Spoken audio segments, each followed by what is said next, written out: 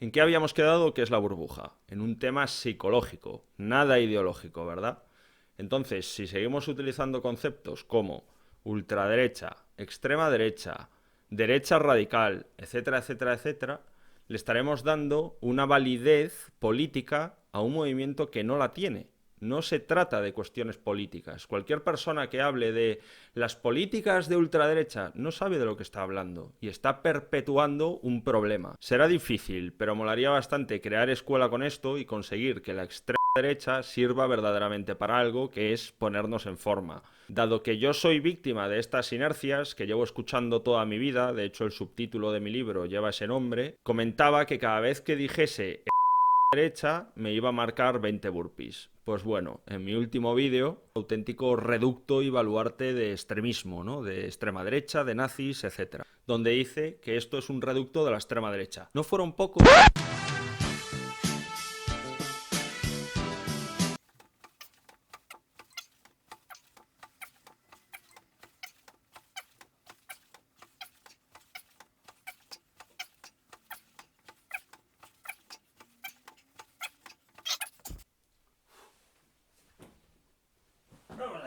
Una.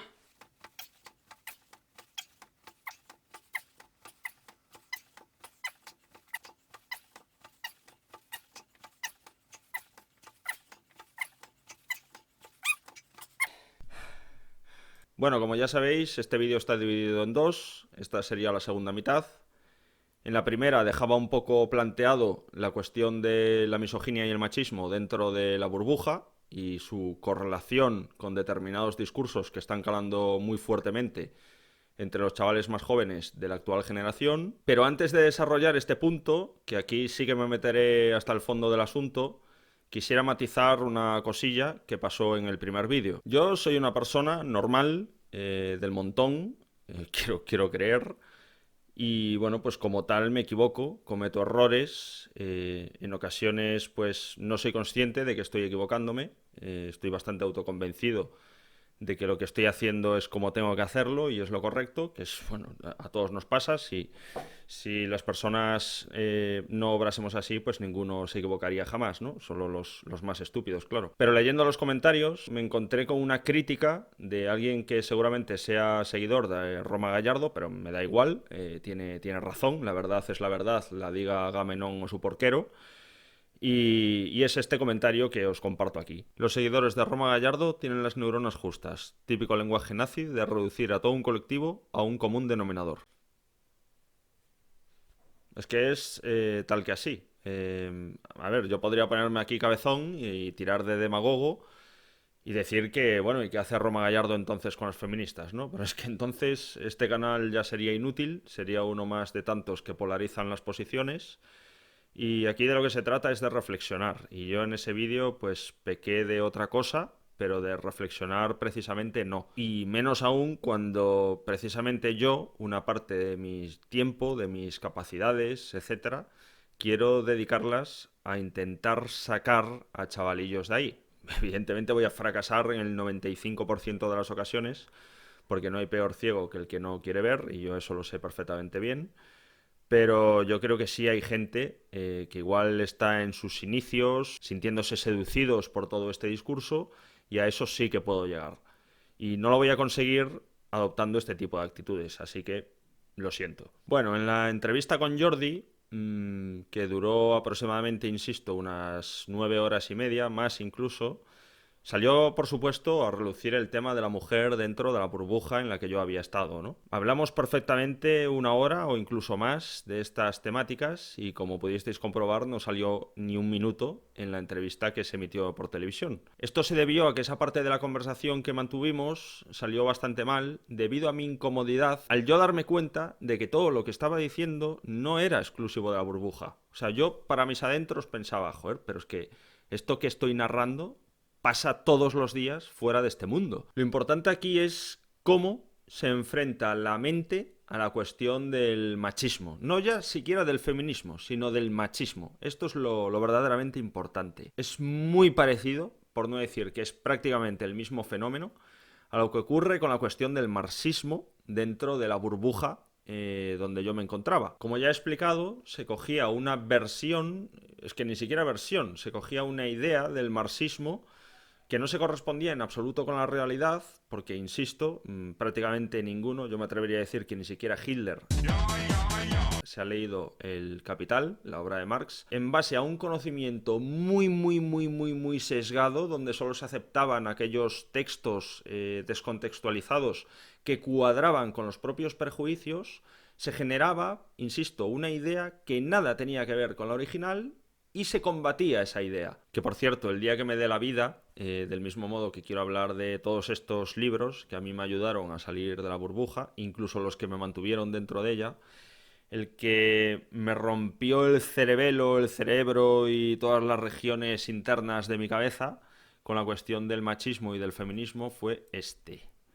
Neoliberalismo sexual, de Ana de Miguel, que, como veis, como todos mis libros, pues lo tengo lleno de anotaciones y marcas y, o sea, y es ahora cuando los veo entrar día sí, día también en mi canal y sosteniendo cosas como cómo puedes defender el feminismo si a ti te odia por ser hombre, ¿no? Atentos a la revelación. Este no es un libro sobre marxismo. Y este otro no es un libro sobre feminismo.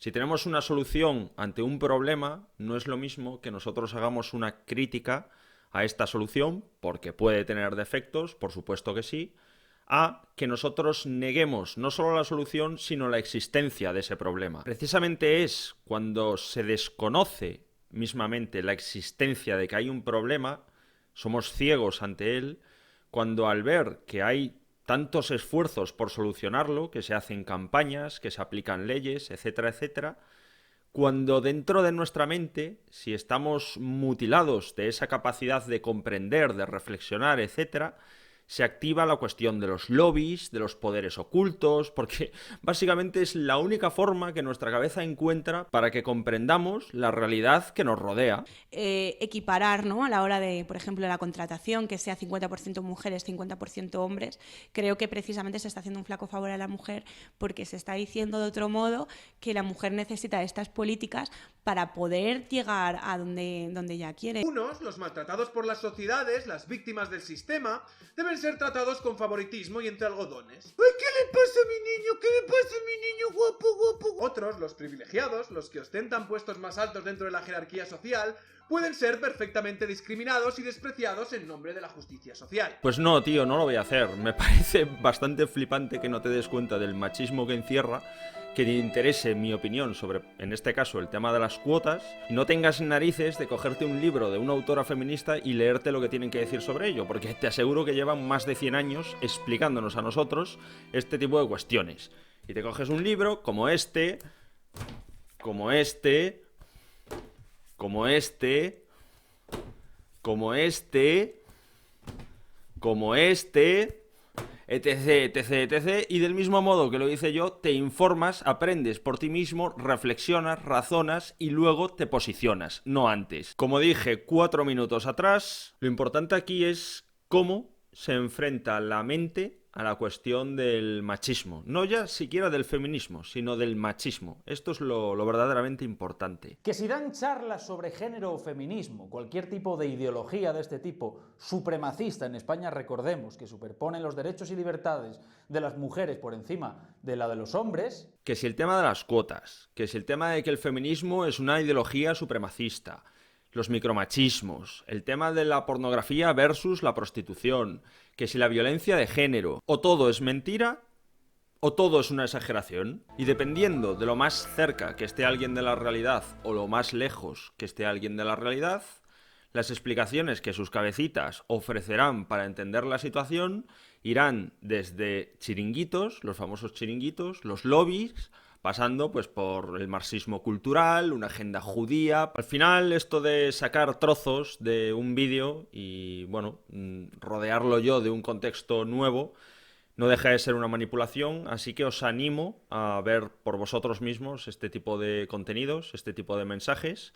Os lo dejo en la descripción del vídeo, a qué vídeo pertenece cada fragmento. Y esta vez os voy a poner deberes. Me gustaría que cuando lo estéis analizando, intentéis buscar las 2 claves que hay para identificar este tipo de dinámicas.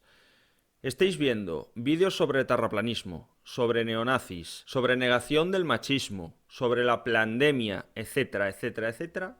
Hay dos vertientes fundamentales. Primero, por supuesto, la negación, que por eso hay que llamarles negacionistas. Y segundo, e inmediatamente después, una super victimización. ¿Qué fue lo que pasó con el Black Lives Matter?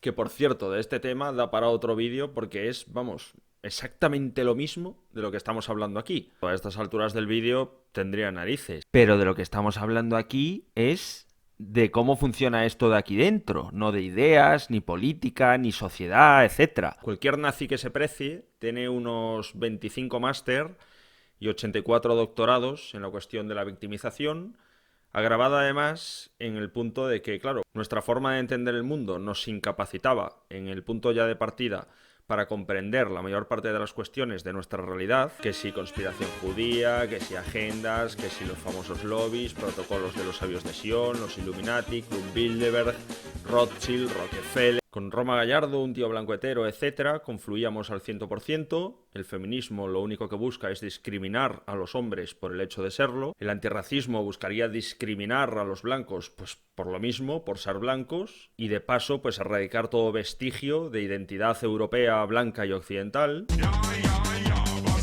Y siguiendo esta lógica, estoy segurísimo de que la cuestión del LGTBI y el orgullo gay lo adivináis. Hasta aquí el vídeo de hoy. Considero que era bastante importante, pues para terminar de señalar que estamos ante una estructura de pensamiento no ideológica, no política, con unos tentáculos muy largos y que llegan muchísimo más allá del neonazismo, de Hitler, del fascismo o de otras cuestiones a las que nos tienen bastante acostumbrados. ¿Quieres ayudarme a mover este tipo de contenido? Te agradeceré que te suscribas al canal, le des a like y actives la campanita de las notificaciones para estar al tanto de los próximos vídeos que vaya subiendo. Hasta el próximo jueves. Por cierto, ya veremos a ver si algún día me da la moral, no sé cuántas veces lo digo, pero para contar el número de ocasiones en los que digo extrema derecha en mi libro, porque el número de burpees puede ser